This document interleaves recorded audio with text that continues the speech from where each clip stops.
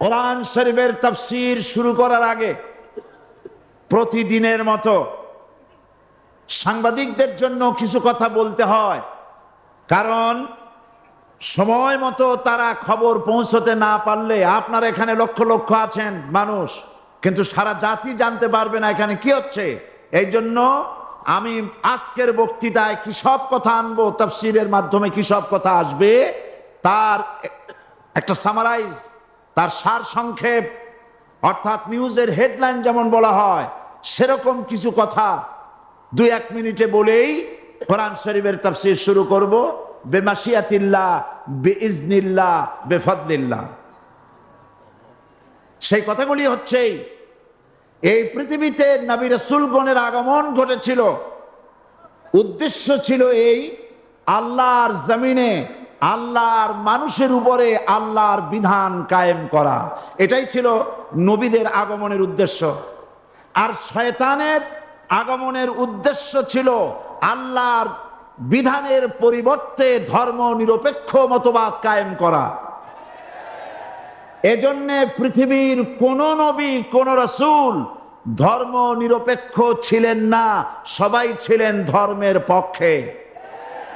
রাসূলুল্লাহর অসংখ্য সাহাবীদের মধ্যে একজন সাহাবীও ধর্মের ব্যাপারে নিরপেক্ষ ছিলেন না। গোটা বিশ্বের সমস্ত মুহাদ্দিস, মুফাসসির এবং বড় বড় ওলামা, পীর বুজুর্গ, এমন একজন লোক পাওয়া যাবে না যিনি ধর্মনিরপেক্ষ মতবাদের অনুসারী ছিলেন। তাই ধর্মনিরপেক্ষ মতবাদের অনুসারী হওয়ার অর্থই হচ্ছে পবিত্র কোরআন হাদিসের সরাসরি অমান্য করা এবং আল্লাহ ও তার রাসূলের সাথে বিদ্রোহ ঘোষণা করার শামিল। ধর্মনিরপেক্ষ মতবাদ শয়তানের আবিষ্কৃত মতবাদ বলেই দুনিয়ার অধিকাংশ ইহুদি, খ্রিস্টান, মুশরিকরা এই মতবাদের অনুসারী। ইসলাম সম্পর্কে অনভিজ্ঞ পৃথিবীর কিছু কিছু মুসলিম দেশের কিছু কিছু নামধারী মুসলমান ধর্মনিরপেক্ষ মতবাদের ষড়যন্ত্রে পা দিয়েছে। আল্লাহ তাদেরকে রক্ষা করুন। আমরা বলি আমিন, সবাই বলি আমিন।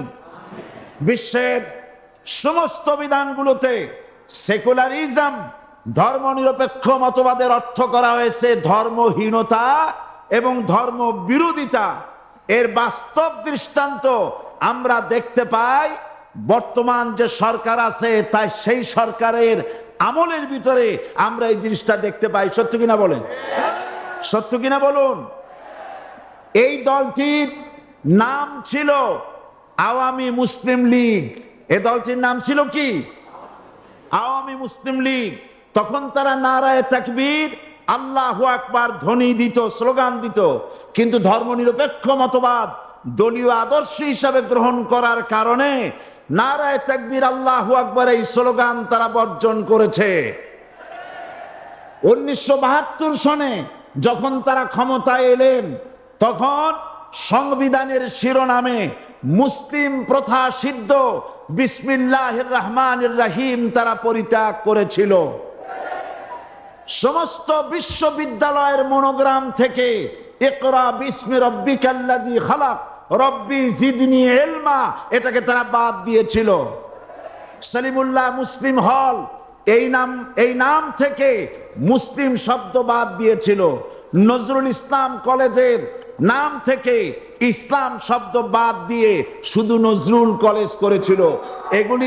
এগুলি অসত্য না সত্য? বর্তমান এই সরকার ধর্মনিরপেক্ষ হওয়ার কারণে ইসলাম এবং মুসলিম বিদ্বেষী, তার অসংখ্য প্রমাণ এই জাতির কাছে রয়েছে। দেশের শ্রেষ্ঠ সন্তান হচ্ছে আলেম ওলামা, পীর বুজুর্গ। বলেন সুবহানাল্লাহ। দেশের শ্রেষ্ঠ সন্তান পীর মাশায়েখ আলেম ওলামাদের বিরুদ্ধে কোন জায়গায় কোনো দুর্ঘটনা ঘটলেই তাদেরকেই দায়ী করা হয়। হরকুতুল জিহাদ, লাদেন বাহিনী, তালেবান নাম করে আলেমদেরকে গ্রেফতার করে এই সরকার পুলিশ দিয়ে নির্যাতন করেছে সরকার। একথা সর্বজনবিদিত যে সন্ত্রাস এবং হত্যা ধর্ষণের 90% অনুষ্ঠিত হয় কলেজ বিশ্ববিদ্যালয় পড়ুয়াদের মধ্য থেকে। আর চরিত্র সৃষ্টির শ্রেষ্ঠ কারখানা মাদ্রাসাগুলি এই সরকার একটা একটা করে বন্ধ করার পরিকল্পনা গ্রহণ করেছে। মাদ্রাসা শিক্ষাকে সংকুচিত করে ফেলছে। শুধু তাই নয়, দেশে অসংখ্য ভালো মন্দ পত্রিকা আছে, আরো রয়েছে ফুটপাতের অসংখ্য অশ্লীল ম্যাগাজিন, পর্ণ পত্রিকা। দেশের অধিকাংশ জাতীয় দৈনিকগুলো হিন্দুস্তানের টাকায় পরিচালিত এবং এগুলি হচ্ছে ইসলামের চরম বিদ্বেষী। সরকার সেগুলিরই পৃষ্ঠপোষকতা করছে, আর্থিক সাহায্য দিচ্ছে, বিজ্ঞাপন দিচ্ছে।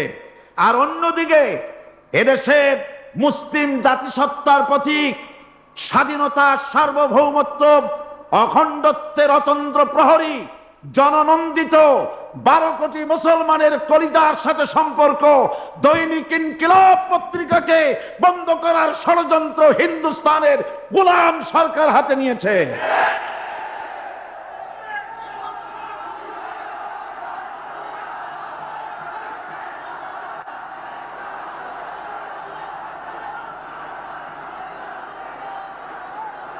সরকার বস্তুনিষ্ঠ সাংবাদিকতায় ভয় পায়, ইসলামের পক্ষে কথা লিখলে ভয় পায়। এজন্য তারা দৈনিক ইনকিলাব এবং তার পরিবারের গায়ে হাত দেওয়ার প্রস্তুতি নিয়েছে। দৈনিক ইনকিলাবের সম্পাদকের গায়ে যদি হাত দেওয়া হয়, ইনকিলাব যদি বন্ধ করে দেওয়া হয়, সারা বাংলাদেশ অচল হয়ে যাবে।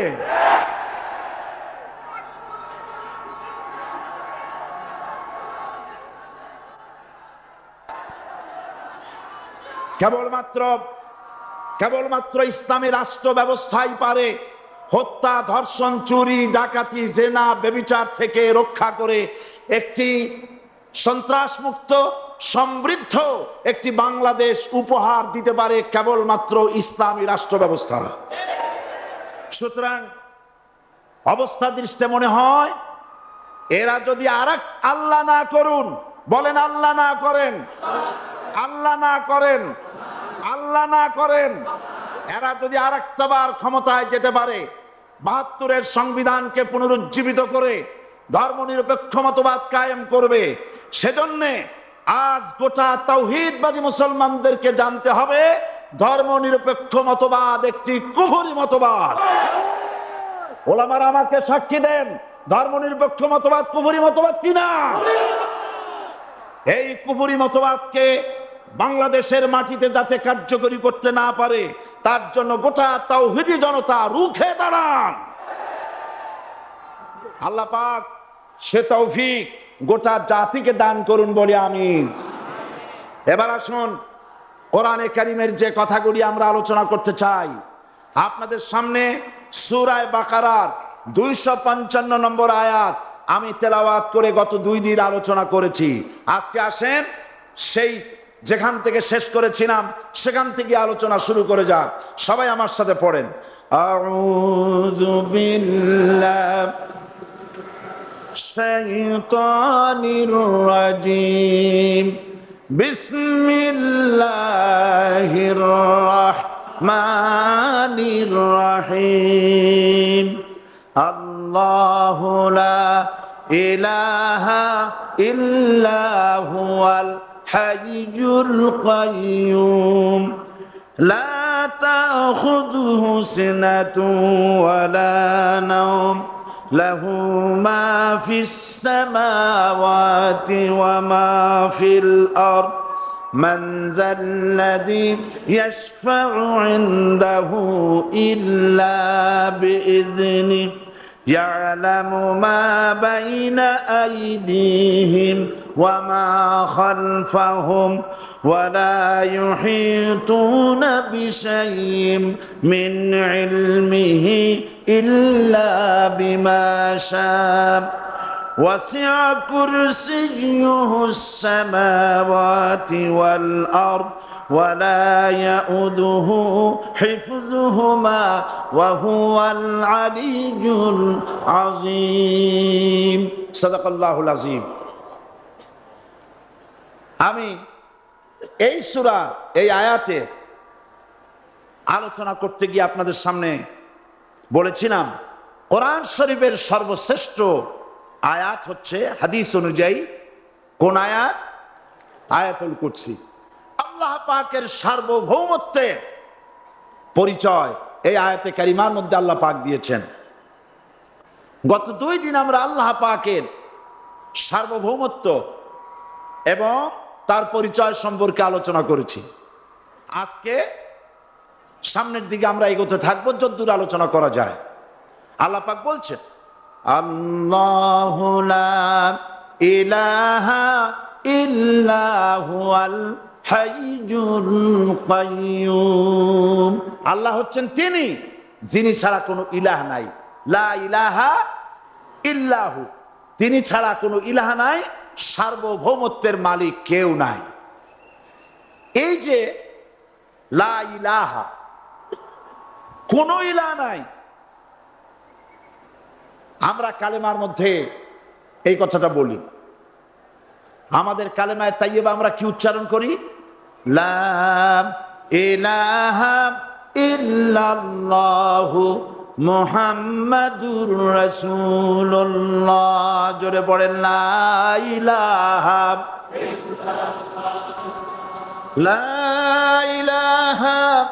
ইল্লাল্লাহু মুহাম্মাদুর রাসূলুল্লাহ। লা ইলাহা, কোন ইলাহ নাই। এই দাওয়াত দিয়েছেন দুনিয়ার সমস্ত পয়গম্বর। এটা কি শুধু রাসূলুল্লাহর দাওয়াত ছিল? সমস্ত নবীদের স্লোগান ছিল একটা। সমস্ত নবীদের স্লোগান ছিল কয়টা? সবাই বলুন, কি সেই স্লোগান? লা ইলাহা ইল্লাল্লাহ। কোরআন শরীফের ভিতরে ইলাহ শব্দ 147 বার এসেছে।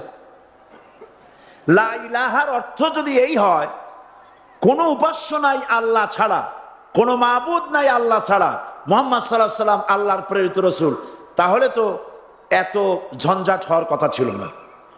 আপনারা বলেন, নবীরা যখনই এই দাওয়াত দিয়েছেন লা ইলাহা ইল্লাল্লাহ, তখন সংঘর্ষ হয়েছে কিনা? হয়েছে কিনা? বাধা আসছে কিনা? তাহলে এই কথাটা কি যার কারণে এরকমের বাধা আসে? লা ইলাহা ইল্লাল্লাহ, এর চাইতে বিপ্লবাত্মক, এর চাইতে রিভলিউশন সৃষ্টিকারী কথা আল্লাহর আকাশের নিচে জমিনের উপরে আর একটাও হতে পারে না। লা ইলাহা ইল্লাল্লাহ। ইলাহ শব্দের অর্থ শুধু উপাস্য আর মাবুদ নয়। ইলাহ শব্দের অর্থ হচ্ছে আইনদাতা। ইলাহ শব্দের অর্থ হচ্ছে শাসনকর্তা। ইলাহ শব্দের অর্থ হচ্ছে বিধানদাতা। তো লা ইলাহা যখন একটি লোক ঘোষণা করে, তার অর্থ দাঁড়ায় কোনো আইনদাতা নাই, বিধানদাতা নাই, শাসনকর্তা নাই, কারো আইন মানি না, বিধান মানি না, শাসন মানি না, আল্লাহ ছাড়া। কে ছাড়া? আল্লাহ ছাড়া। এই কালেমার দাওয়াত যখন পয়গম্বরেরা দিয়েছেন, তখন 3 শ্রেণীর লোকেরা বাধা দিয়েছে। বলেন কয় শ্রেণী? সবাই বলেন। 3 শ্রেণীর লোকেরা বাধা দিয়েছে। লক্ষ্য করুন। 1 নম্বরে বাধা দিয়েছে রাষ্ট্র শক্তি। 1 নম্বরে বাধা দিল কারা? 2 নম্বরে বাধা দিয়েছে ধনাঢ্য ব্যক্তিবর্গ। 3 নম্বরে বাধা দিয়েছে যারা কায়েমি স্বার্থবাদী ধর্মীয় শক্তি। এই 3টি শ্রেণী সমস্ত নবীদেরকে বাধা দিয়েছে। সেই বাধা অতীতে যারা দিত এখন আর দেয় না, নাকি? এখনো দেয়। দেখুন, এই কালেমার দাওয়াত হযরতে মূসা আলাইহিস সালামকে যেদিন আল্লাহ পাক প্রথম ওহী দিলেন, এই দাওয়াত শুধু রাসূল দেন নাই, আল্লাহ পাক বলছেন প্রত্যেক নবী তার জাতিকে এই দাওয়াত দিয়েছেন। কি? আল্লাহ রাব্বুল আলামিন বলেন, সকল নবী তার কওমকেই বলে দাওয়াত দিয়েছেন, ইয়া কওমি ইবুদুল্লাহা মা লাকুম মিন ইলাহিন গায়রু।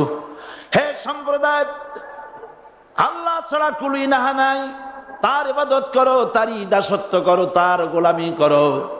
আল্লাহ পাক মূসা আলাইহিস সালামকে যখন নবুয়াত দিলেন, প্রথম যে ওহী এলো, প্রথম ওহীটাই ছিল ইন্নানি আনাল্লাহ লা ইলাহা ইল্লা আনা ফা'বুদনি ওয়া আকিমিস সালাতা লিযিকরি।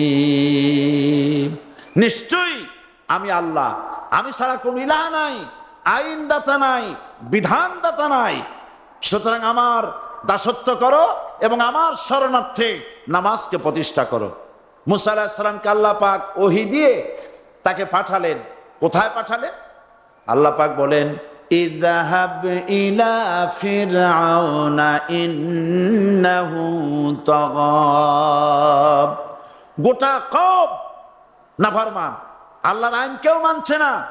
গোটা কওমের কাছে না পাঠাইয়া আল্লাহ পাক সর্বপ্রথম মুসা আলাইহিস সালামকে দাওয়াত নিয়ে কার কাছে পাঠালেন? ফেরাউনের কাছে। কারণ ফেরাউন হচ্ছে রাষ্ট্রশাসক। ফেরাউন কি? রাষ্ট্রশাসক। টিলা নিচের পানি পাহাড়ের উপরে যায় না, উপরের পানি না নিচের থেকে উপরে যায়, উপরে পানি নিচে আসে। সুতরাং দেশ যারা চালায় এই লোকগুলি যদি ভালো হয়, গোটা দেশ ভালো হয়। আর সমস্ত মানুষটা যদি, রাষ্ট্র যিনি পরিচালনা করেন এই লোকগুলি যদি খারাপ হয়, গোটা দেশ খারাপ হতে বাধ্য। এই জন্য আল্লাহ পাক বলছেন, সর্বপ্রথম তুমি ফেরাউনের কাছে যাও এবং এই কালেমার দাওয়াত দাও। হযরত মূসা আলাইহিস সালাম ফেরাউনের কাছে গেলেন আর দাওয়াত দিলেন, ফেরাউন পড়ে নাও, লা ইলাহা ইল্লাল্লাহ। একটি কথা আপনাদের মনে রাখতে হবে, দুনিয়ার কোন ফেরাউন, কোন নমরুদ, কোন সাদ্দাত, কোন হামান কেউ বলে নাই যে আমি আল্লাহ, আমি রাজ্জাক, আমি খালেক, আমি পৃথিবীর সৃষ্টি করেছি। কথা কেউ বলেছে? কেউ বলে নাই। কি বলেছে তারা? ফেরাউন বলেছে, মা আলিমতু লাকুম মিন ইলাহিন গায়রি, আমি তো জানি না আমি ছাড়া আরো কোনো ইলাহ আছে, এ কথা আমার জানা নাই। সুতরাং আমি হচ্ছি ইলাহ আর তুমি বলছো লা ইলাহা। তার মানে হচ্ছে ওই সময় পয়গম্বরেরা, আল্লাহর নবীর সাহাবীরা তারা জানতেন যে আমরা কিসের দাওয়াত দেই, আর যারা শুনতো তারাও বুঝতো কিসের দাওয়াত শুনতেছি। আজ আমার দেশে একই কালেমার দাওয়াত দেওয়া হয়, কিন্তু মানুষেরা বুঝতে পারে না কি শুনতেছি। ভাষা জানার ব্যাপারে, বোঝার ব্যাপারে হলো আসল বিষয়। এটা বুঝাতে গিয়ে আমি মাঝে মধ্যে একটা দৃষ্টান্ত দেই এভাবে। একজনের একটা রেশনের দোকান ছিল, সেই দোকানে তার একটা ময়না পাখি ছিল। আর ময়না পাখিকে কথা শেখানো যায় সেটা তো আপনারা জানেন। জি, ময়নাকে শিখায়েছে যে লাইন করুন, এক এক করে আসুন। ময়না এই কথা শিখেছে। সকালবেলায় যখন রেশনের দোকানে ভিড় পড়ে গেছে, তখন ওই পাখি খাঁচার মধ্যে বসে বলছে লাইন করুন, এক এক করে আসুন। একদিন খাঁচার দরজা খোলা পেয়ে পাখি উড়ে গিয়ে গাছের ডালে বসেছে। আশেপাশে যত পাখি ছিল তারা চিন্তা করলো এই রকমের পাখি তো কখনো দেখি নেই। ময়না তো দেখতে কাকের মতো না, শালিকের মতো না, দেখতে একটা ভিন্ন রকম। ওরা এসে চতুর্দিক থেকে এই নবান্ত, এই যে নতুন এসেছে, ওরে ঠোকরানো শুরু করেছে চতুর্দিক থেকে। ঠোকরানি খেয়ে ময়না বলতেছে লাইন করুন, এক এক করে আসুন। এখন ময়না তো বোঝে না যে কি বলতেছি, আর যে পাখিরা ঠোকরাচ্ছে তারাও তো বোঝে না যে কি শুনতেছি। ময়না যদি বুঝতো যে আমি কি বলি, সবাই মিলে ঠোকরায়, তাই জান বাঁচে না। লাইন করে ঠোকরাইনি তো কলজে যাবে, সব ফোড়ে রোডে চলে বোঝে না। আমাদের অবস্থা তাই হয়েছে। এই যে আপনারা এখানে দাঁড়ায়ছেন কেন? যারা যেখানে দাঁড়ায় বসা মানুষেরা অনুরোধ করে বসায় দেন। এত বড় বিশাল মাহফিলে আপনি দাঁড়ায়া কোন মানুষকে কষ্ট দিবেন না, জায়েজ নাই। মুসলমানদেরকে কষ্ট দেওয়া কবিরা গুনাহ। বুঝতে পেরেছেন? যে যেখানে দাঁড়িয়েছে আপনারা বসা মানুষেরা তাদেরকে বসায় দেন। এত বড় বিশাল মাহফিলে আপনি দাঁড়ায়া কোন মানুষকে কষ্ট দিবেন না, জায়েজ নাই। মুসলমানদেরকে কষ্ট দেওয়া কবিরা গুনাহ। বুঝতে পেরেছেন? যে যেখানে দাঁড়িয়েছে আপনারা বসা মানুষেরা তাদেরকে বসায় দেন। সুতরাং এই কালেমার দাওয়াত যখন হযরতে মূসা আলাইহিস সালাম দিলেন, ফেরাউন বলল আমি তো জানি না যে আমি ছাড়া আরো কোন ইলা আছে, আইনদাতা তো আমি, তুমি নতুন কোথার থেকে আইনদাতা নিয়ে আসছো? ফেরাউন বলছে দেখো, আমারে বাদ দিয়া যদি অন্য কাউকে ইলাহ বলে তুমি মানো আর সেই শিক্ষা যদি যে জাতিকে দাও, তাহলে আমি তোমাকে ধরে লাআজআলান্নাকা মিনাল মাসজুনিন, আমি তোমাকে কারারুদ্ধ করব, আমি তোমাকে জেলখানায় ঢুকিয়ে দেব। রাষ্ট্রশক্তি প্রথম বাধা দিল কারা? বলেন সবাই। সেই বাধা কি ওখানে শেষ হয়েছে না এখনো আছে?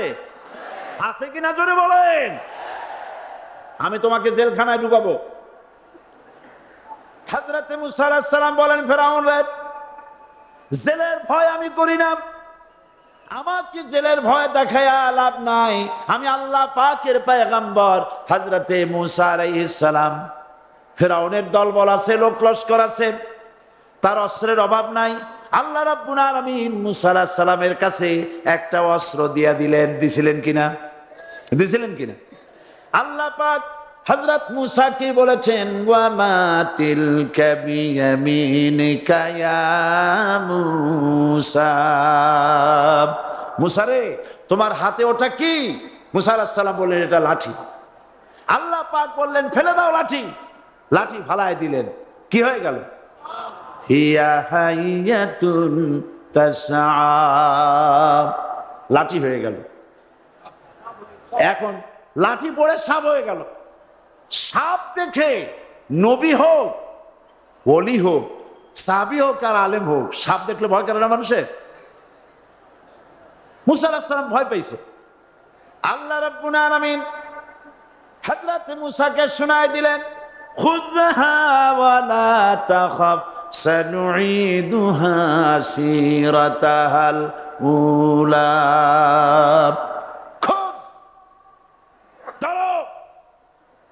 লা তাখাফ, ভয় পেও না। আল্লাহ বলছেন ধরো, ভয় পেও না। ধরার সঙ্গে সঙ্গে স্বাভাবিক অবস্থায় ফিরে আসবে, আবার লাঠি হয়ে যাবে। এখন আল্লাহ বলছেন ধরো। মুসা আলাইহিস সালাম কি ভয় পাওয়া উচিত হবে? আর উচিত হবে? মুসা আলাইহিস সালাম কি ভয় পাইছিলেন? কারণ হচ্ছে এই দুশমনের শক্তিটা খুব বড়ই দেখা যায়, মনে হয় যেন অনেক বড়, কি জানি কি। আল্লাহ পাক বলছেন ইন্না কাইদাশ শায়তানে কানা দাঈফা, শয়তানের চক্রান্ত যতই তুমি মনে করো অনেক ষড়যন্ত্রের জাল বিস্তার হয়ে আছে, আল্লাহ কয় কিছুই না, দাঈফা, অত্যন্ত দুর্বল। আল্লাহ পাক বললেন ধরো। মুসা আলাইহিস সালাম সাপ ধরলেন, সঙ্গে সঙ্গে লাঠি হয়ে গেল। ফেরাউন বরদাস্ত করলো না, রাষ্ট্রশক্তির পক্ষ থেকে আক্রমণ শুরু হলো। অপরাধ কি? মুসা আলাইহিস সালামের অপরাধ কি? কি অপরাধ? মাশাআল্লাহ, বুঝতে পেরেছেন। অপরাধ হচ্ছে তিনি বলেছেন লা ইলাহা, জোরে বলেন লা ইলাহা ইল্লাল্লাহ। এই কালেমাকে আজ আমরা ভিক্ষার বুলি বানাইছি। এটা হলো সার্বভৌমত্বের বুলি, এটা হচ্ছে আল্লাহ পাকের সার্বভৌমত্বের কথা। আজ আমরা মানুষের কাছে আমরা শুনি, মানুষেরা ভিক্ষা চায়, লা ইলাহা ইল্লাল্লাহ, এক মুঠ চাউল দেন, লা ইলাহা ইল্লাল্লাহ 10 খান পাই দেন। এই হচ্ছে কালেমার জিকির। আবার কেউ কেউ জিকির করতেছে লা ইলাহা আস্তে, ইল্লাল্লাহ জোরে, এমন জোরে কলব সাফ করে, কলব তাতে থাকলেও পারে গেলেও পারে। এই কালেমার জার, এর আঘাত পয়গম্বররা মেরেছেন। হযরত মুসা আলাইহিস সালাম যখন বলেছেন লা ইলাহা ইল্লাল্লাহ, এই ধাক্কা ফেরাউন বরদাস্ত করতে পারে নাই। দরিয়ায় নীলের ভিতরে আল্লাহ পাক ডুবাইয়ে শেষ করে দিয়েছেন, দেন নাই? হযরত মুসা আলাইহিস সালাম তার উম্মতেরা দরিয়ার পাশে বসে দ্বীনি কথাবার্তা বলতেছেন। এমন সময় ফেরাউন, তার শত্রু হচ্ছে মুসা আলাইহিস সালাম। শত্রু কেন? মুসা কি ফেরাউনের পাকা ধানে মই দিয়েছে নাকি? বলেন আপনারা। তার হালের গরু পিটায় মারছে নাকি? অপরাধ হলো তিনি আল্লাহর জমিনে আল্লাহর আইন প্রতিষ্ঠার কথা বলেছেন। এই শুধুমাত্র এই অপরাধে ফেরাউন তার দলবল নিয়ে 3 দিক থেকে আক্রমণ করেছে। মুসা আলাইহিস সালামের উম্মতেরা ভয় পেয়ে গেছেন। তারা বলছেন ইন্না লামুদরাকুন। আমরা পাকড়াও হয়ে গেছি। তিন দিকে সাঁড়াশি আক্রমণ, তিন দিকে শত্রু, একদিকে দরিয়া, পালাবার রাস্তা আছে? হযরত মুসা আলাইহিস সালাম ভয় পেয়ে গেলেন, সারেন্ডার করলেন না। হযরত মুসা আলাইহিস সালাম বললেন, কাল্লা, কখনো নয়, ভয় পাওয়ার কোনো কারণ নাই। রব্বি সায়াহদিন, অবশ্যই আমার রব আমার জন্য রাস্তা করে দিবেন। ভয় পাইও না, আমার রব রাস্তা করে দিবেন। আল্লাহ রাব্বুল আলামিন হযরত মুসা আলাইহিস সালামকে অর্ডার করলেন, হাতের লাঠি দিয়া দরিয়ার উপরে আঘাত করো। হযরত মুসা আলাইহিস সালাম দরিয়ার উপরে আঘাত করলেন। রাস্তা ছিল দরকার একটার, এক বাড়িতে আল্লাহর হুকুমে লাঠি দিয়ে একটি আঘাত করার সঙ্গে সঙ্গে হযরত মুসার তার সঙ্গী সাথী দরিয়া পার হওয়ার জন্য দরিয়ার মধ্য দিয়ে আল্লাহ 12টা রাস্তা পয়দা করে দিলেন। সে আল্লাহ আছে না নাই? এত আসতে বলেন কেন? ভয় পাওয়ার কারণ আছে? রাষ্ট্র শক্তি বাধা দিয়েছে সমস্ত নবীদেরকে। কেন? নবীদের চরিত্র খারাপ? জোরে বলে, নবীদের চরিত্র খারাপ?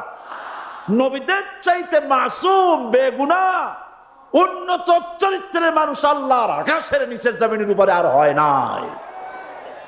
তোমরা যে সামনে তাদের পিছনে দৌড়াও, অমুকের সৈনিক, নেতা নেতা করে মরো, এইসব নেতা যাদের পিছনে দৌড়াও, এই নেতাগুলি, আমি জিজ্ঞেস করি আপনাদেরকে, এই নেতাগুলি জীবনে একবারও জেনা করে নাই? এ ব্যাপারে অনুসারীরা আপনারা কি নিশ্চিত? মিথ্যা কথা জীবনেও কয় নাই, প্রতারণা করে নাই, ঠাট্টা করে নাই, বিদ্রুপ করে নাই, মদ খায় নাই, মানুষ হত্যা করে নাই। কিসের নেতা? নেতা হচ্ছেন সেই ব্যক্তি যিনি বলেছেন, ও আমার স্ত্রীরা, ও আমার সাহাবীরা, রাতের আধারে আমার মধ্যে যা আচরণ দেখতে পাও, দিনের আলোতে আমার মধ্যে যা দেখতে পাও, সবগুলি খুলে খুলে মানুষের কাছে বলে দাও। তার নাম বিশ্বনবী মুহাম্মদ রাসূলুল্লাহ সাল্লাল্লাহু আলাইহি ওয়াসাল্লাম।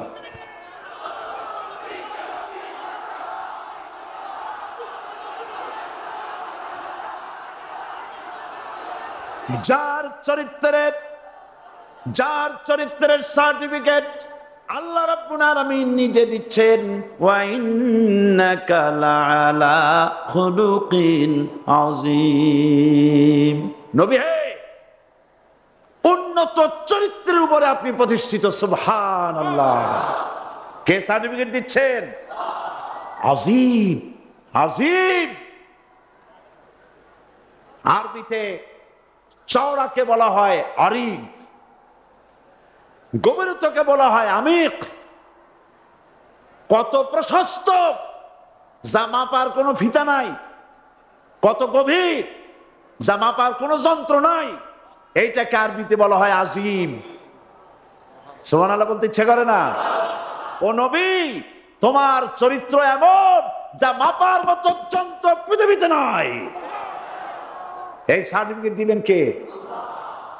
সমস্ত নবীরাই চরিত্রবান, নবীরা মাসুম বেগুনাহ। সুবহানাল্লাহ বিহামদিহি। সেই নবীরা মার খান নাই? খেয়েছেন কিনা বলেন? কারা মেরেছে? রাষ্ট্র শক্তি। কারা মেরেছে? কারণ নবীরা বলেছেন, লা ইলাহা ইল্লাল্লাহ। পড়েন সবাই, লা ইলাহা ইল্লাল্লাহ। আপনিও যদি নবীদের মতো, সাহাবীদের মতো বুঝা এই কলেমার দাওয়াত দেন, বাধা আসবেই। বোঝাবুঝির ব্যাপার, বুঝতেই সারলো। কত মাহফিল হয় বাংলাদেশে, হয় না? কোনো বাধা নাই, ঠিক কিনা? কত পূজা হয়, পার্বণ হয়, গান হয়, থিয়েটার হয়, গুনাগার বিবির গান হয়, কত কিছু হয়। কোনো বাধা আছে? তাফসীরের মাহফিলে বাধা।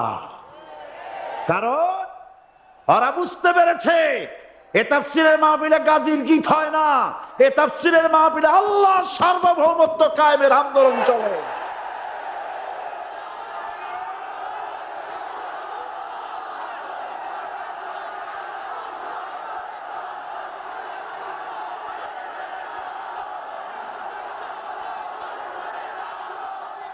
এবার দেখুন, এবার কলেমা বোঝেন, কালেমা বুঝুন। বঙ্গভবনের সামনে দাঁড়ায়, গণভবনের সামনে দাঁড়িয়ে আপনি যদি কালেমার জিকির করতে থাকেন, লা ইলাহা ইল্লাল্লাহ, লা ইলাহা ইল্লাল্লাহ, লা ইলাহা ইল্লাল্লাহ, লা ইলাহা ইল্লাল্লাহ, 2-1 ঘন্টা, 2-4 ঘন্টা, দেখবেন অফিসাররা এসে বলবে, না জানি কোন খাজা বাবা আসছে, আসেন আসেন, নিয়ে খাইতে দেবে, হাদিয়া দেবে।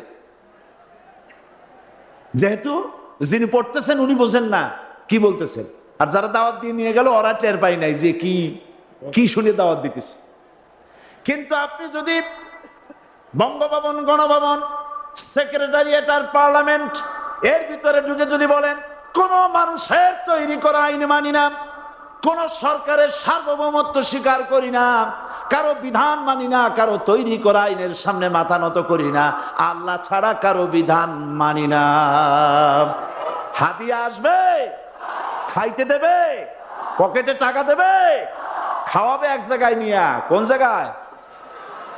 লাল দালান। বোঝাবুঝি পেগম্বরেরা দাওয়াত দিয়েছেন আয়াতুল কুরসি ফরজ নামাজ পড়িয়া। দেখছি অনেকেই জামার বুতাম টুতাম খুলিয়া তারপরে জোরে একটা ফু দেয়। অসুবিধা নাই, ফু আপনি দেন, কিন্তু কি পড়ে ফু দিচ্ছেন আপনি কি বুঝছেন কিছু? সুবহানাল্লাহ। বুঝলি কি এই চেহারা হয়? এতগুলো মানুষ লাগে নাকি বিপ্লব করতে, কালেমার রস কায়েম করতে? 313 জন মুসলমান যথেষ্ট পৃথিবীতে।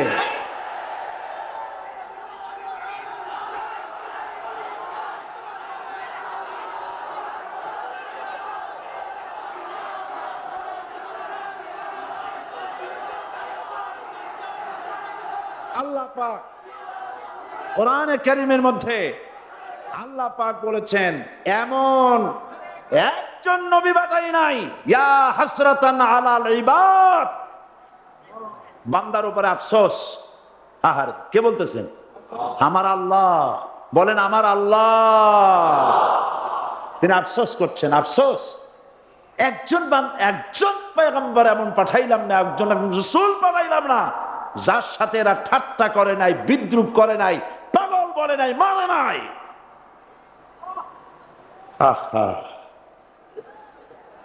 অপরাধ আল্লাহর সার্বভৌমত্ব প্রতিষ্ঠার অপরাধ। হযরত ইব্রাহিম আলাইহিস সালাম তিনি যখন এই কালেমার দাওয়াত দিয়েছেন নমরুদের বিরুদ্ধে, নমরুদ বলেছে, মান আসাদ্দু মিন্না কুওয়া, আমার চাইতে শক্তিশালী আর কে আছে? আনা রব্বুকুমুল আলা, আমি তোমাদের বড় প্রভু। নাউজুবিল্লাহ। কই থেকে একটা তুমি বলছো লা ইলাহা ইল্লাল্লাহ, আমি তো ইলাহ।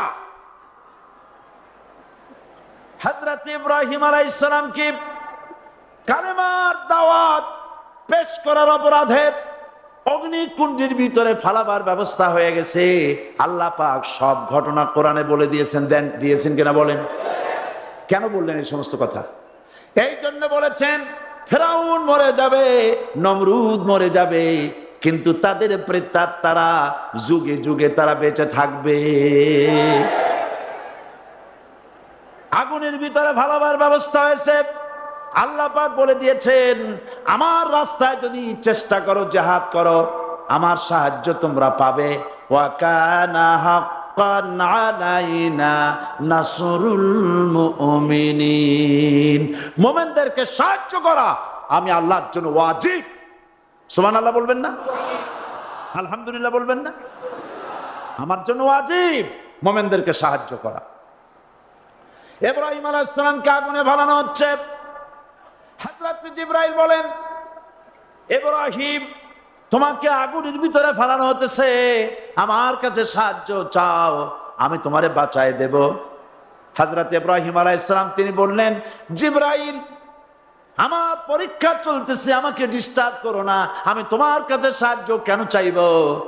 আমি তো এমন কোন অন্ধ আল্লাহর ইবাদত করি না যিনি তার বান্দার দুঃখ দুর্দশা নিজের চোখে না দেখেন। পরীক্ষা পাস করছে না? পাস করছেন কিনা?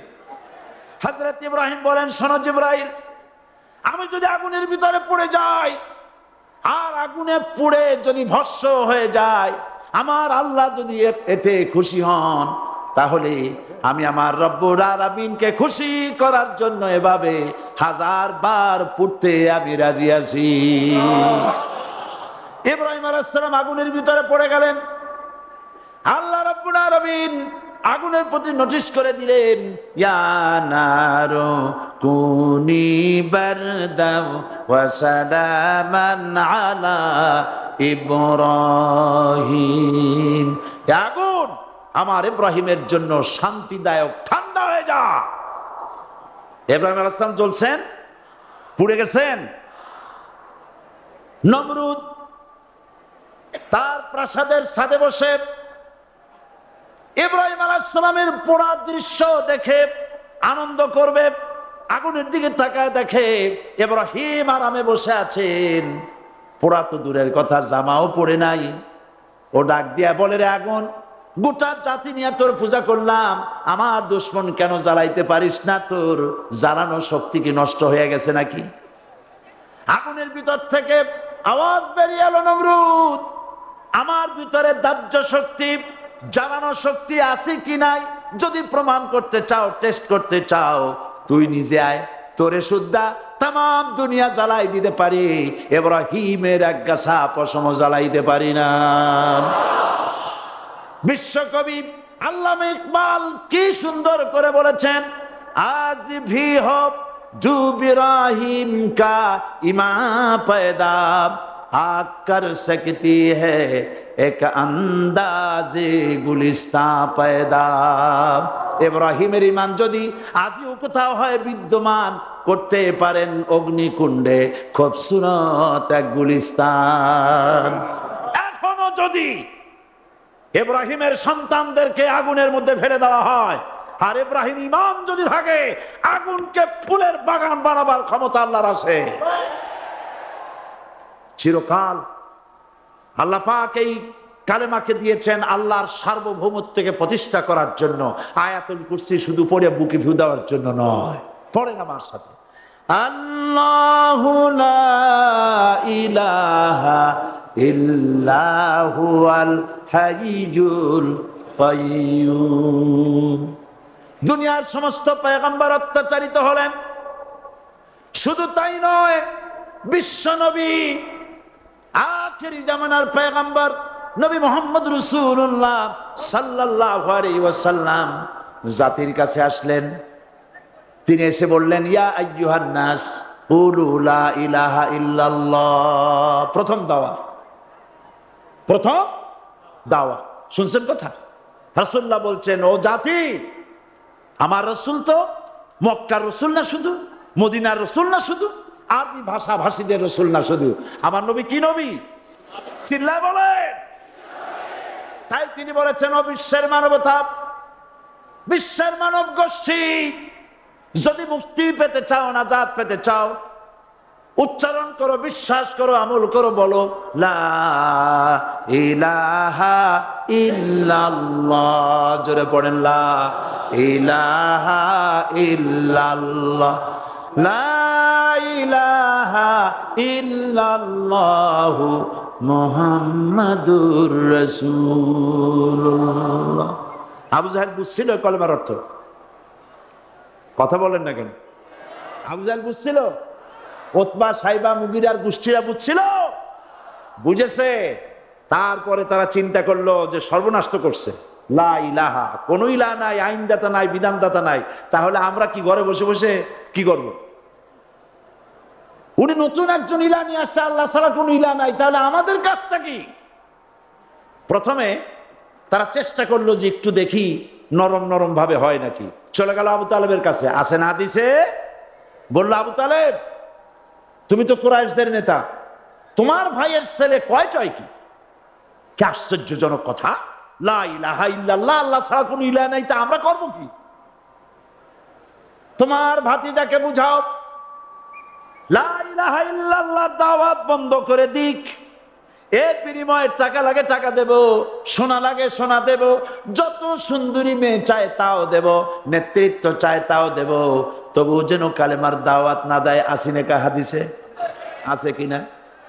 নবীজি যখন বাড়ি ফিরলেন, চাচা আবু তালেব নিজের কলিজার টুকরা সন্তান হযরত জাফর আলীর চাইতে তিনি ভালোবাসতেন কলিজার মতো করে মুহাম্মদ সাল্লাল্লাহু আলাইহি সাল্লামকে। বলছে, বাবা এমন কথা কেন বলো যাতে লোকেরা খেপে যায়? এই কথাগুলি বলো না, ওরা আমার কাছে এই সব প্রস্তাব দিয়ে গিয়েছে। রাসূলুল্লাহ প্রস্তাব শুনে এগ্রি করলেন। জি, আমার নবী বলেন, ও আমার চাচা আবু তালেব, প্রস্তাবকারীদেরকে শুনিয়ে দিন। হুজুরের সাথে তখন অনেক লোকজন, নাকি অনেক অস্ত্রপাতি, কিচ্ছু নাই, আল্লাহর শক্তি ছাড়া কিছুই নেই। আমার নবী বলেন, ও আমার চাচা আবু তালেব, প্রস্তাবকারীদেরকে শুনিয়ে দেন।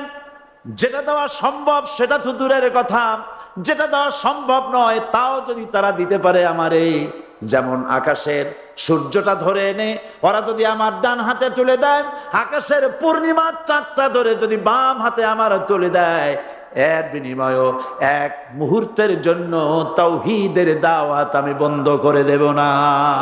সুবহানাল্লাহ।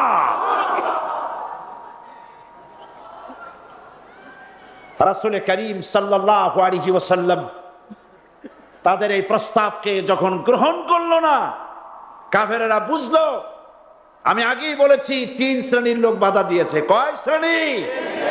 প্রথম শ্রেণী কি?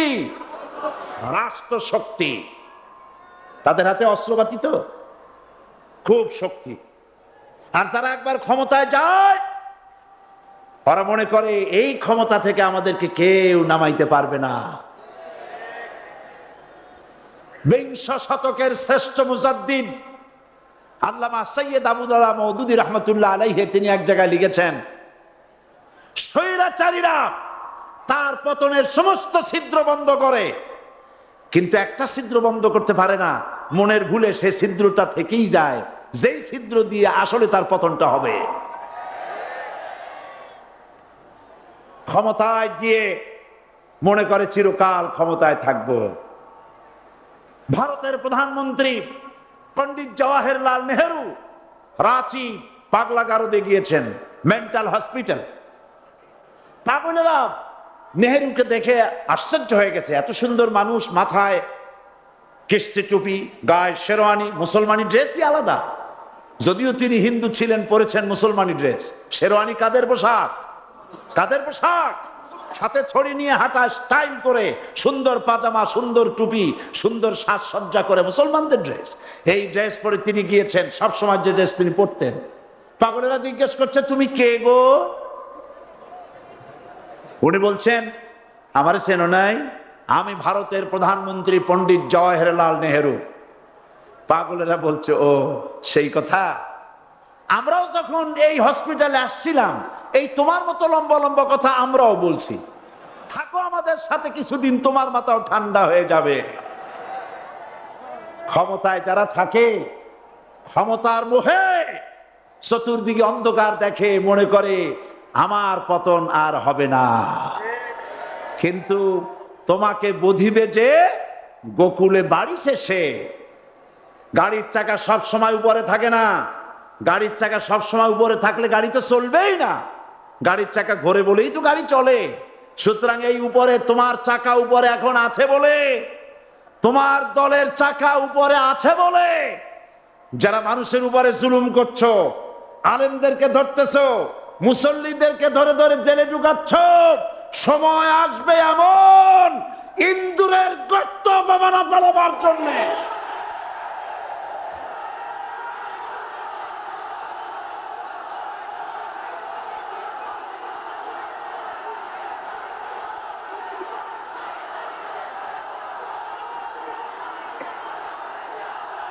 আবু জাহেলের গোষ্ঠী, আবু জাহেলের গোষ্ঠী মনে করেছে সোজা আঙ্গুলে ঘি যখন উঠলো না, আঙ্গুল বাঁকা করতে হবে। শুরু হয়ে গেল অত্যাচার, শুরু হয়েছে না? হযরত সুমাইয়া রাদিয়াল্লাহু তাআলা আনহা কি নির্মম ভাবে, নিষ্ঠুর ভাবে তাকে শহীদ করা হলো। খাব্বাব, হুবাইব, হযরত খাব্বাব রাদিয়াল্লাহু তাআলা আনহুকে দেখে হযরত ওমর একদিন বলছিলেন, খাব্বাব তোমার পিঠে এত গর্ত কেন? এত গর্তওয়ালা পিঠ আর এত চিকুন কোমর আমি তো জীবনেও দেখিনি। হযরত খাব্বাব বলেছেন, ওমর জানো না, ইসলাম কবুল করার অপরাধে, কালেমা পড়ার অপরাধে কাফির বেঈমানেরা আমাকে মারধর করেছে। যখন আমি তাদের মারে কালেমা ছাড়ি নাই, তখন আগুন জ্বালায়া আগুনের আংটার উপরে, আংটা আগুনের উপরে আমাকে চিৎ করে শোয়ায়া, আমি যেন নড়াচড়া করতে না পারি সেজন্য আমার বুকের উপরে পাথর চাপা দিয়ে রেখেছে। আগুনে গোশত পুড়ে পুড়ে আগুন ভিতরে ঢুকেছে, গায়ের রক্ত আর চর্বি গলে গলে পড়ে আগুনগুলো নিভেছে। ওই পিঠে যে গর্ত হয়েছে আজও পর্যন্ত সেই গর্ত মিটে যায় নাই।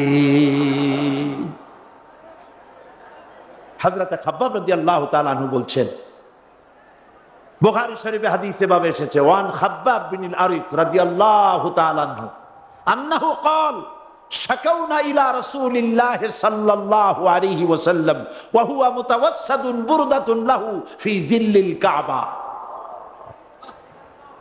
আমি গেলাম রাসূলুল্লাহর কাছে, যে দেখি হুজুর বাইতুল্লাহ শরীফের ছায়ায় আরাম ফরমাচ্ছেন। আমি কাছে গিয়া বললাম, আলা তাস্তানসিরু লানা আলা তাদউ লানা ইয়া রাসূলুল্লাহ, হে রাসূল আপনি কি আমাদের জন্য দোয়া করবেন না? আপনি কি আমাদের জন্য আল্লাহর কাছে সাহায্য প্রার্থনা করবেন না? মার খেয়ে খেয়ে তো শেষ হয়ে গেলাম। শুনতেছেন আপনারা? আল্লাহর নবী উঠে বসলেন, বললেন, খাব্বাব শোনো, তোমাদের আগে যারা এই পৃথিবীতে এসেছিলেন দ্বীনের দাওয়াত দেওয়ার জন্য, সমকালীন রাষ্ট্র শক্তি তাদেরকে ধরতো, ফায়ুখাজুর রাজুলু ফায়ুহফারু লাহু ফিল আরদ, তার জন্য তারে ধরে নিয়া মাটির মধ্যে গর্ত করত, ফায়ুজআলু ফিহা, এরপরে সেই গর্তের ভিতরে তাকে কোমর পর্যন্ত গেড়ে দিত। সুম্মা ইউতা বিল মানশার, এরপরে করাত আনা হতো, ফায়ুদাউ আলা রাসিহি, এরপরে করাতটা মাথার উপরে রাখা হতো, ফায়ুজআলু নিসফাইন, এরপরে করাত দিয়া চিরে চিরে জীবিত মানুষটাকে দ্বিখণ্ডিত করে ফেলে দিত। মা ইয়াসুদ্দুহু যালিকা আন দীনি, এত কষ্ট দেওয়ার পরেও, এত জুলুম করার পরেও দ্বীনের দায়ীদেরকে এক চুল পরিমাণ আল্লাহর রাস্তা থেকে তারা সরাই দিতে পারে নাই। ওয়াল্লাহি, ও খাব্বাব আমি আমার আল্লাহর নামে কসম করি। মুসলমান কে কসম করতেছে? আল্লাহ রাসূল। আমি আমার আল্লাহর নামে কসম করি, ওয়াল্লাহি লা ইউতাম্মান্নাল্লাহু হাদাল আমর হাত্তা ইয়াসির রাকিবু মিন সানা ইলা হাযরামাউত। সেদিন বেশি দূরে নয়, ইয়েমেনের রাজধানী সানা থেকে শুরু করে সৌদি আরবের হাযরামাউত পর্যন্ত হাজার হাজার মাইল, এই দীর্ঘ পথে যুবতী নারী তার সৌন্দর্যের পশ্চা নিয়া, আর ধনাঢ্য ব্যক্তিরা সওদাগরেরা তাদের টাকা পয়সা নিয়া একাকে নিয়ে অথবা দলবদ্ধ ভাবে মানুষেরা যাতায়াত করবে। লা ইয়াখাফু ইল্লাল্লাহ, মানুষের মনের মধ্যে কোনো ভয় থাকবে না। এমন একটা সময় আসবে, ওয়ালাকিন্নাকুম তাস্তাজিলুন, অথচ তোমরা বড্ড তাড়াহুড়ো করছো। তাড়াহুড়ো করো না, অপেক্ষা করো, ধৈর্য ধরো, মার খাও, জেলে যাও, শহীদ হও, আল্লাহর রাজ কায়েম হবেই হবে।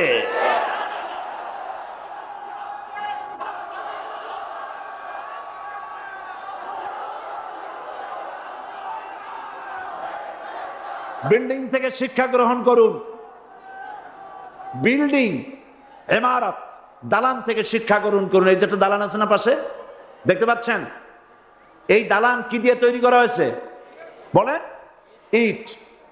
সমস্ত ইটেরা যদি ধর্মঘট করত, আমরা কেউ মাটির তলায় যাব না, কেউ আমরা আগুনে পুড়ে ঝামা হব না, পিক হব না, কেউ আমরা টুকরা টুকরা হব না, সবাই থাকবো উপরে উপরে।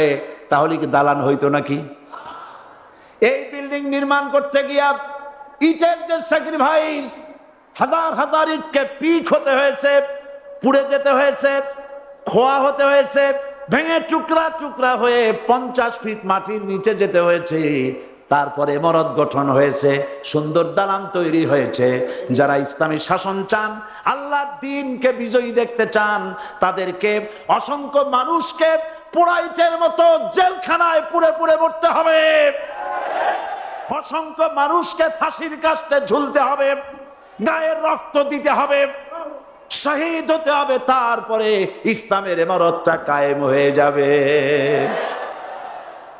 শায়ের কবি কি সুন্দর করে বলছেন, কবি সুন্দর করে বলছেন, ये शहादत गाहे उल्फत में कदम रखना, ये शहादत गाहे उल्फत में कदम रखना, लोग समझते हैं आसा है मुसलमान होना। মানুষেরা মনে করে মুসলমান হওয়া খুব সহজ জিনিস। না, মুসলমান হওয়ার অর্থ হলো শাহাদাতের ঈদগাহে শামিল হয়ে যাওয়া।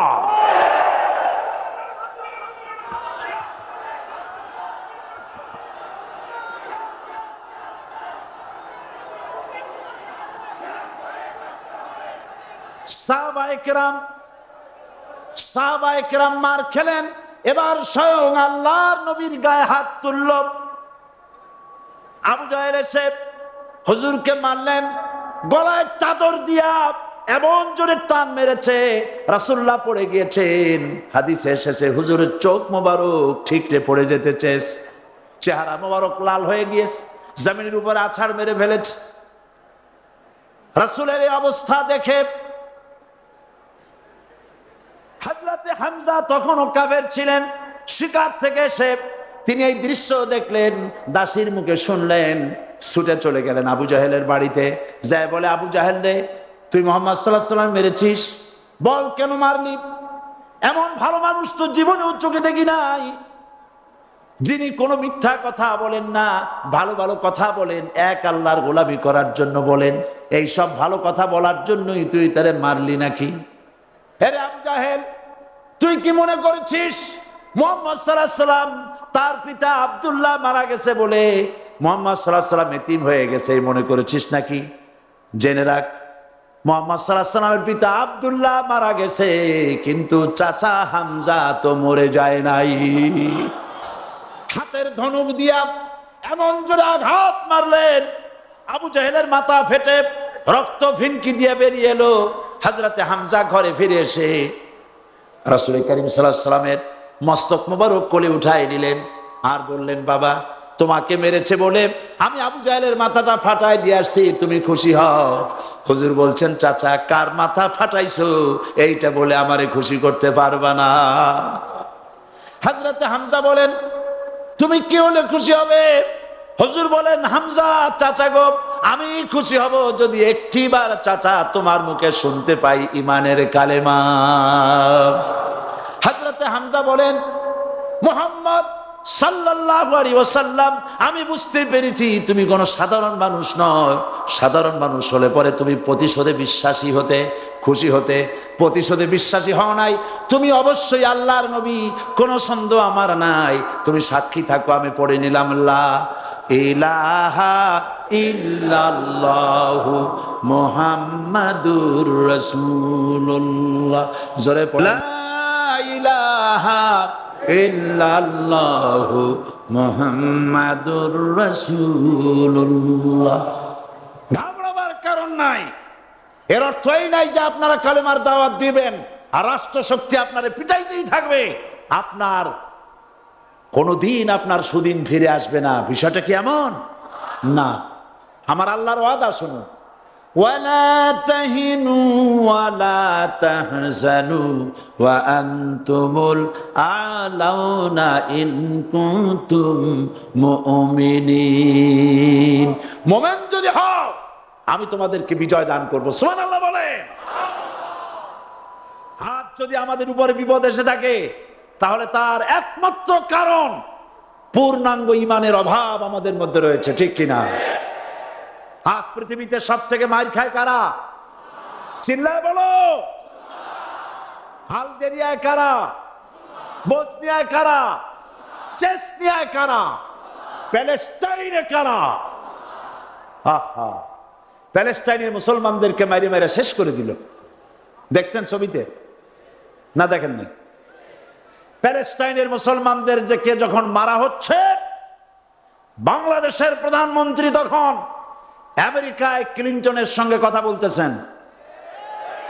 তিনি ক্লিনটনের কাছে তার পিতৃ হত্যার জন্য দায়ী সাজাপ্রাপ্ত 3 জন ব্যক্তিকে ফেরত চাচ্ছিলেন। আমার দৃষ্টিতে এটা কোনো অপরাধ নয়।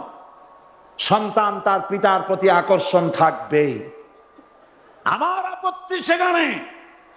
আপনি প্রধানমন্ত্রী, শুধু শেখ পরিবারের প্রধানমন্ত্রী নন, শুধু আওয়ামী লীগের প্রধানমন্ত্রী হওয়া উচিত নয় আপনার। আপনি পৃথিবীর দ্বিতীয় বৃহত্তম বাংলাদেশের 12 কোটি মুসলমানের প্রধানমন্ত্রী। পিতৃ হত্যার আসামি ফেরত চাইলেন, কিন্তু বিল ক্লিনটনের আশ্রয় প্রশ্রয় লালিত পৃথিবীর অসভ্য জাতি সন্ত্রাসী ইহুদিরা প্যালেস্টাইনের মুসলমানদেরকে পাখির মতো গুলি করে হত্যা করছে। আপনি কেন জবাব চাইলেন না?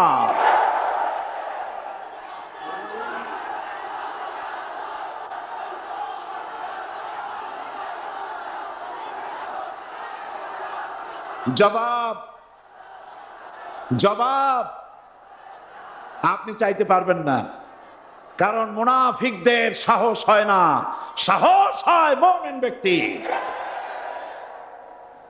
বিল ক্লিনটনকে বলা দরকার ছিল, এই ইসরায়েলকে তোমরাই বসিয়েছো, মধ্যপ্রাচ্যের বিষ ফোড়ায় পরিণত করেছো তোমরা। তবে হ্যাঁ, যুরিবাত আলাইহিমুয যিল্লাতু ওয়াল মাসকানা ওয়া বাউ বিগাদাবিন মিনাল্লাহ। আল্লাহর গজব আসবে, ইহুদিরা পৃথিবী থেকে নিশ্চিহ্ন হবেই হবে ইনশাআল্লাহ। দেখেছেন তাকায়া, প্যালেস্টাইনে ইসরায়েলিরা হেলিকপ্টার, গানশিপ, কামান, বোমা নিক্ষেপ করছে, আর প্যালেস্টাইনের শিশু কিশোর যুবকেরা ইহুদিদের নিক্ষিপ্ত বোমা আর কামানের মোকাবেলা করতেছে পাথর দিয়ে। আমি আমার অন্তরের অন্তঃস্থল থেকে ধন্যবাদ জানাই, মোবারকবাদ জানাই খালিদ বিন ওলীদের উত্তরসূরি, খাব্বাব খোবাইবের উত্তরসূরি প্যালেস্টাইনের ওই সব যুবকদেরকে যারা কাফের বেঈমান ইহুদিদের মোকাবেলা করতেছে ইট আর পাথর দিয়ে। আর আমি আমার অন্তরের অন্তঃস্থলের সমস্ত ঘৃণা দিয়ে আমি ধিক্কার জানাই পৃথিবীর মুসলিম শাসকদেরকে, যারা মুসলমানদের মার দেখে চুপ করে যারা বসে আছে।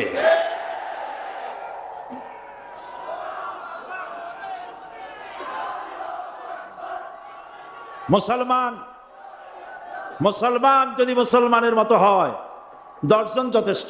কয়জন যথেষ্ট? কোথায় আছে কথা? আল্লাহ পাক কোরআন শরীফের মধ্যে বলেছেন, একজন যদি হও ইমানদার মুত্তাকি 10 জনের উপরে বিজয়ী হবে। 10 জন যদি হও 100-এর উপরে বিজয়ী হবে। 100 যদি হও 1000-এর উপরে বিজয়ী করব। জোরে বলেন সুবহানাল্লাহ। কবি বলতেছেন, ফিজায়ে বদরে পয়দা কুন ফেরেশতে তেরি নুসরত কো উতার সকতে গর্দু সে কতর অন্দর কতর আবি। বদরের মুসলমানদের মতো ঈমান আনো, তাহলে আকাশ থেকে কাতারে কাতারে ফেরেশতা নাজিল করে দিয়ে আল্লাহ পাক তোমাদেরকে সাহায্য করবেন। সুবহানাল্লাহ। সে আল্লাহ আছে না নাই? জোরে বলেন, আছে না নাই?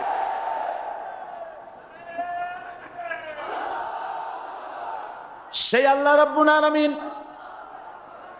কোরআনে কারীমের ভিতরে আয়াতুল কুরসির মধ্যে বলে দিয়েছেন, আল্লাহু লা ইলাহা ইল্লা হুয়াল হাইয়ুল কাইয়্যুম। প্রাণ খুলে সবাই পড়েন, বসা মানুষ দাঁড়ানো মানুষ। আল্লাহু লা ইলাহা ইল্লাহু আল হাইয়ুল কাইয়্যুম। আল্লাহ রাব্বুল আলামিন, তিনি ছাড়া কোনো ইলাহ নাই, তিনি সার্বভৌমত্বের মালিক কেউ নাই আল্লাহ ছাড়া। এই কথা মানুষকে ঘোষণা করতে হবে। বাধা, এই কথা বললেই বাধা দেবে কয় শ্রেণীর লোক? 3 শ্রেণী। প্রথম শ্রেণী হচ্ছে কে? রাষ্ট্রশক্তি। আজও তারা বাধা দিচ্ছে।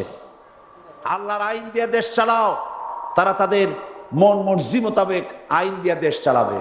আল্লাহ পাক বলছেন আলা আলাহুল খালকু ওয়াল আমরু, সৃষ্টি যার, আইন চলবে তার। কারো বাবার আইন চলতে পারে না, নিজেদের তৈরি করা আইন চলবে না। ইনিল হুকমু ইল্লা লিল্লাহ, একমাত্র আইন চলবে কার? এই আইন রাসূল করিম সাল্লাল্লাহু আলাইহি ওয়াসাল্লাম মদিনায় কোরআন দিয়ে প্রতিষ্ঠিত করেছিলেন। আল্লাহর বিধান, আল্লাহর সার্বভৌমত্ব কায়েম করেছিলেন। কোরআন সংবিধান হলো, চুরি বন্ধ হলো, ডাকাতি বন্ধ হলো, জেনা বন্ধ হলো, হত্যা বন্ধ হলো, ধর্ষণ বন্ধ হলো, সব কিছু বন্ধ হয়ে গিয়ে মুসলমানেরা শান্তি লাভ করলো, পৃথিবীর মানুষ শান্তি লাভ করলো। সুবহানাল্লাহ বিহামদিহি। আজ মুসলমানেরা শত্রু চেনে না, বন্ধু চেনে না। বন্ধুকে বানাইছে শত্রু, শত্রুকে বানাইছে বন্ধু। কে বন্ধু কে শত্রু চিনাই দিবেন কে? আল্লাহ। বলেন কে দিবেন? আল্লাহ রাব্বুল আলামিন কোরআনে কারীমের মধ্যে পরিষ্কার করে বলেছেন, লাতাজিদান্না শাদ্দান নাসি আদাওয়াতান লিল্লাযীনা আমানুল ইয়াহুদা ওয়াল্লাযীনা আশরাকু। আল্লাহ পাক বলছেন, হে রাসূল, মানুষের ভিতরে 2টা শ্রেণী মুমিনদের জন্য সব থেকে জঘন্য দুশমন। কয়টা শ্রেণী? 2টা। একটা হলো ইহুদ, আর একটা হলো মুশরিক। একটা হলো ইহুদি, আর একটা হলো মুশরিক। এটা হলো তোমাদের দুশমন। আর আজ আমাদের দেশে, পৃথিবীর বিভিন্ন দেশে মুসলমানেরা মুশরিকদের সঙ্গে সম্প্রীতি বাড়াচ্ছে, মুসলমানদের সাথে শত্রুতা বাড়াচ্ছে। আজ আমার দেশে পূজা পার্বণে বাধা নাই। পূজা পার্বণে বাধা আছে? পূজা পার্বণে বাধা নাই। বাধা কোথায়? কোরআন শরীফের তাফসীর মাহফিলে। কোরআনের তাফসীরের মাহফিলে বাধা দেওয়া হচ্ছে। গান বাজনায় 144 ধারা নাই, কিন্তু কোরআন শরীফের মাহফিলে 144 ধারা দেওয়া হচ্ছে। যারা দিচ্ছে তারা আবার ওমরাও করে, হজও করে। ওরা আমাদের বলে আমরা নাকি ধর্মের নামে রাজনীতি করি। বলে না? আমরা নাকি ধর্মের নামে রাজনীতি করি। আমি বলি, ধর্মের নামে আমরা রাজনীতি করি না, আমরা ধর্মীয় রাজনীতি করি। কথাটা বুঝে আসছে কিনা? ধর্মের নামে রাজনীতি তো সেই ব্যক্তি করে 1996 সনের নির্বাচনের আগে যিনি মাথায় পট্টি বেঁধেছিলেন, যিনি শপথ গ্রহণের সময় হাতে তসবিহ পড়েছিলেন। ধর্মের নামে রাজনীতি তিনি করেছেন। আজ অনেকগুলি ডিগ্রি পেয়েছেন তিনি, অনেকগুলি ডিগ্রি পেয়েছেন। কয়টা? মুখস্থ হয়ে গেছে আপনাদের। শকুনেরা, শকুন যদি গরুর গোশত কিনে খাওয়া লাগতো, 80 টাকা কেজি দরে শকুনে এত গোশত কিনা খাইতে পারতো না। লেখাপড়া করে যদি ডিগ্রি নেওয়া লাগতো, এত ডিগ্রি কপালে জুটতো না। পয়সা দিয়া ম্যানেজ করা ডিগ্রি, কিন্তু 9টা নিলে কি হবে? আসল ডিগ্রিটা এখনো বাকি আছে। আসল ডিগ্রি কোনটা? নির্বাচনের আগে পট্টি বেঁধে তসবিহ নিয়ে গোটা জাতিকে যে সফলভাবে প্রতারণা করতে আপনি পেরেছিলেন, মহা প্রতারক হিসেবে সেই ডিগ্রি আগামী নির্বাচনের মোক্ষম সময় জনগণ আপনার গলায় পরায় দেবে।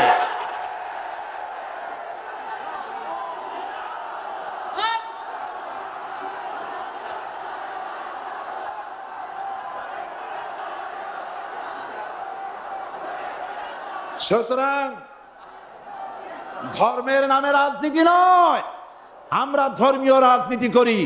আমরা এই কোরআনের রাজনীতি করি, এই কোরআন নিয়ে বাঁচতে চাই, এই কোরআন নিয়ে মরতে চাই, এই কোরআন থেকে আমাদেরকে বিচ্ছিন্ন করতে চায় কাফের বেঈমান মুশরিকেরা। ও আমার জাতি, কোরআন থেকে যারা বিচ্ছিন্ন করতে চায়, তোমরা কি তাদের বিরুদ্ধে জিহাদের জন্য প্রস্তুত থাকবে?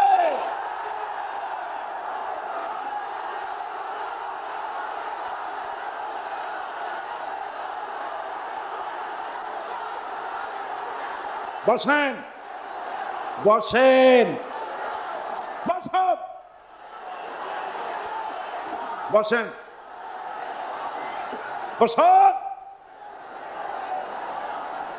আমি বুঝতে পেরেছি বিষয়টা কি। আসরের পরের থেকে বসা তো, সুযোগ পাইয়া খাড়া হইয়া কোমর সোজা করলেন।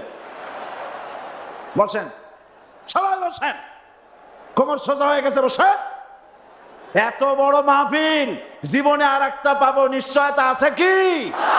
জোরে বলেন, আছে? আজ আমাকে কথা বলতেই হবে ইনশাআল্লাহ, কারণ আগামীতে আবার আপনাদের সাথে দেখা হবে কিনা আমি জানি না।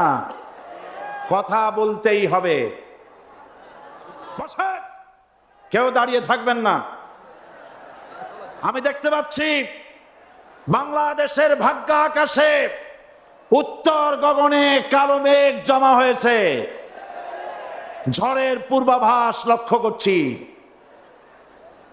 যদি মোকাবেলা করতে না পারেন সক্ষম ভাবে, এমন অন্ধকার গাঢ় কালো অমাবস্যা রাত আসতে পারে যার সুবে সাদে খাওয়া অসম্ভব। সুতরাং আপনারা কি কাপুরুষের মতো কাফের মুশরিকদের গোলামি করে মরতে চান? বিড়ালের মতো 500 বছর বেঁচে থাকার কোনো লাভ নাই। সিংহের মতো 1 ঘন্টা বাঁচতে চাই। আমাদেরকে বলা হয় সাম্প্রদায়িক উস্কানিমূলক কথা নাকি আমি বলি। পত্রপত্রিকা দিছে না তারা? সাম্প্রদায়িক উস্কানি কথা, সাম্প্রদায়িক উস্কানিমূলক কথা বলি, সেই জন্যই বোধহয় শত শত মুসলিম আমাদের কাছে এসে মুসলমান হয়। মানুষে আর বোকা বানানো যাবে না। যাবে কি? আর বোকা বানানো যাবে? তারপর বলছে কি, এরপরে বলছে আমাকে বলছে রাজাকার। শুনে রাখো চট্টগ্রামের লক্ষ লক্ষ জনতা, পার্লামেন্টে যখন আমাকে এই কথা বলা হয়েছিল, আমার পার্লামেন্টের কলিগ জাফরুল্লাহ চৌধুরী সাহেব বসে আছেন এখানে, জাফরুল ইসলাম চৌধুরী বসে আছেন পাশে, প্রধানমন্ত্রী সুদ্ধা, অন্তত 3 শতাধিক পার্লামেন্টের সম্মানিত সদস্যরা সেদিন বসা। 1997 সনের বাজেট বক্তৃতা যখন আমি করতেছিলাম, ডক্টর কুদরতে খোদা, নাম রাখছে কুদরতে খোদা, আসলে গজবে খোদা। এই লোকটি নাস্তিক, ইসলামের চূড়ান্ত দুশমন। তার প্রণীত শিক্ষা ব্যবস্থার যখন সমালোচনা করছিলাম, ট্রেজারি বেঞ্চ থেকে আমাকে বলা হলো রাজাকার। আমি আমার সমস্ত শক্তি একত্রিত করে বলেছিলাম শুধুমাত্র হিন্দুস্তানের রাজাকারেরাই আমাকে রাজাকার বলতে পারে। আমি বলেছিলাম 1973 সন পর্যন্ত আমি বাংলাদেশের কোন রাজনৈতিক দলের নেতা এবং কর্মী ছিলাম না। আমি রাজাকার নই। আমাকে রাজাকার বলে যদি তাকেও প্রমাণ করতে না পারে 10 কোটি টাকার মানহানি মামলা দায়ের করব। আমার এই বক্তব্য সারা দুনিয়া শুনেছে। পার্লামেন্টে আমার এই বক্তব্য রেকর্ড হয়ে আছে। সেদিন 3 শতাধিক পার্লামেন্ট মেম্বারের কেউ আমার চ্যালেঞ্জ গ্রহণ করেন নাই। যে কোনো ব্যক্তি পার্লামেন্টে গিয়ে আমার বক্তৃতা দেখে আসতে পারেন। এরপরে 1997 সনের 7ই অক্টোবর দৈনিক জনকণ্ঠ পত্রিকা যখন আমার বিরুদ্ধে লিখলো, সেই পত্রিকায় সাঈদীর ওপেন চ্যালেঞ্জ, অষ্টম পাতা, 1997 7ই অক্টোবর। এত বড় 2 কলমে হেডিং।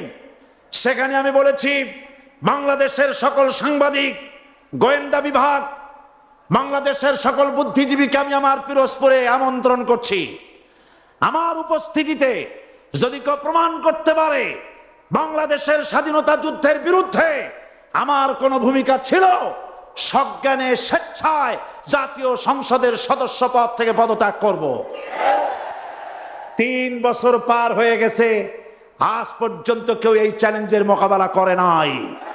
সুতরাং আমাকে যারা রাজাকার বলবে তারা পিতৃ পরিচয়হীন অবৈধ সন্তান। 1971 সনে, শোনো মুসলমানেরা, 1971 সনের কোন কাদা সাইদির গায়ে লাগে নাই। আমাকে রাজাকার বলে জনগণ থেকে বিচ্ছিন্ন করবা, জনগণ থেকে আমারে বিচ্ছিন্ন করা যাবে না।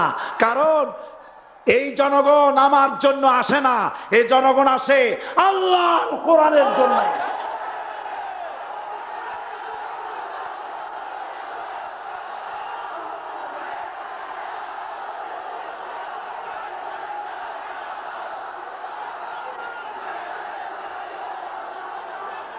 আজকে যারা ইসলামের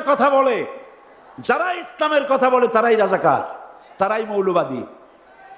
মৌলবাদী বললে আমরা অসন্তুষ্ট হই না, কারণ মৌলবাদী শব্দটা আসছে মূল থেকে। মৌল শব্দ এসেছে মূল থেকে। মূলবাদী তার মানে যারা মূলে আছে। মূল হলো কোরআন, মূল হলো হাদিস, মূল হলেন আল্লাহ, মূল হলেন আল্লাহ রসুল। আমরা আছি মূলে। এখন বলেন তো, মূলের শক্তি বেশি না আগার শক্তি বেশি? আমাদের যারা মৌলবাদী বলে ওরা হলো আগাবাদী। মূলে আছে কত কোটি? 12 কোটি। মূলে আছে কত কোটি? আর আমাদের যারা মৌলবাদী বলে ওই থাকো গাছের আগায়, আমরা মূলে। লাভালাভি বেশি করবা না, 12 কোটিতে গাছের গোড়া আসতে নানা দেবে, মামু বাড়ি দিল্লি গিয়ে পড়বা, বাংলার জমিনে জায়গা হবে না। এ কথা বিশ্বাস করো। বাংলাদেশের মুসলমানদের শরীরে 1 বিন্দু রক্ত থাকতে শয়তানের তৈরি করা ধর্ম নিরপেক্ষ মতবাদ বাংলার জমিনে কায়েম হতে দেওয়া হবে না, হবে না।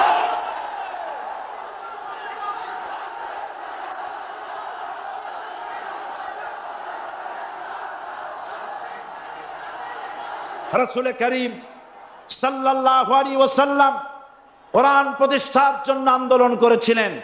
আয়াতুল কুরসি আমাদের সে কথাই শিখেছে। আল্লাহ রাব্বুল আলামিন বলেন, আল্লাহু লা ইলাহা ইল্লা হুয়াল হাইয়ুল কাইয়্যুম। প্রাণ খুলে পড়েন, আল্লাহু লা ইলাহা ইল্লা হুয়াল হাইয়ুল কাইয়্যুম। আল্লাহ হচ্ছেন তিনি যিনি ছাড়া কোনো ইলাহ নাই, আইনদাতা নাই, বিধানদাতা নাই। আমরা মানুষের তৈরি করা আইন মানি না। 12 কোটি মুসলমানের দেশে আইন তৈরি করবে মানুষ, আমরা মানব না। পার্লামেন্টে তৈরি হতে হবে কোরআন দিয়ে, পার্লামেন্টে আইন তৈরি হতে হবে কোরআন দিয়ে। সুতরাং ভয় যতই পান আর যতই ষড়যন্ত্র করেন, 4 দল যখন একত্রিত হয়েছে, ঐক্যবদ্ধ থাকবে, সরকার ঐক্যবদ্ধভাবে গঠন হবে, নির্বাচন ঐক্যবদ্ধভাবে হবে এবং কোরআন হবে, আল কোরআনের পার্লামেন্ট হবে বাংলাদেশে।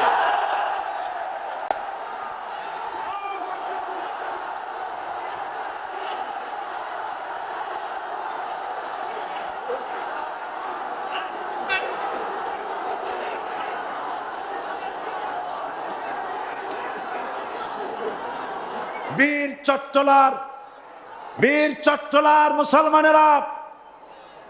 চট্টলার মুসলমানেরা স্বাধীনতার ঘোষণা, এই চট্টগ্রাম থেকে স্বাধীনতার মহান ঘোষক প্রেসিডেন্ট জিয়াউর রহমান সাহেব দিয়েছিলেন। এই চট্টগ্রাম থেকেই ইসলামী রাষ্ট্রের ঘোষণা হবে।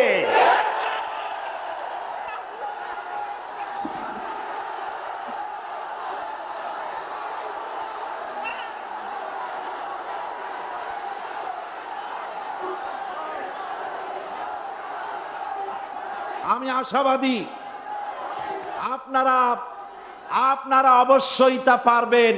আমি 100% বিশ্বাস করি ইনশাআল্লাহ। কারণ যে ষড়যন্ত্রের মোকাবেলা করে স্থানীয় রাজনৈতিক দলের নেতৃবৃন্দ কোরআনের মাহফিল সিনায় এনেছেন, আমি প্রথম দিনেই বলেছি চট্টগ্রাম তাফসীরুল কোরআন মাহফিল কোন রাজনৈতিক দলের প্রতিনিধিত্ব করে না। এটা কোন জামাত শিবিরের একক সম্পদ নয়, এটা চট্টগ্রামের মুসলমানদের কলিজার টুকরা তাফসীরের মাহফিল। সুতরাং এই মাহফিল চট্টগ্রামে থাকবে ইনশাআল্লাহ কিয়ামত পর্যন্ত।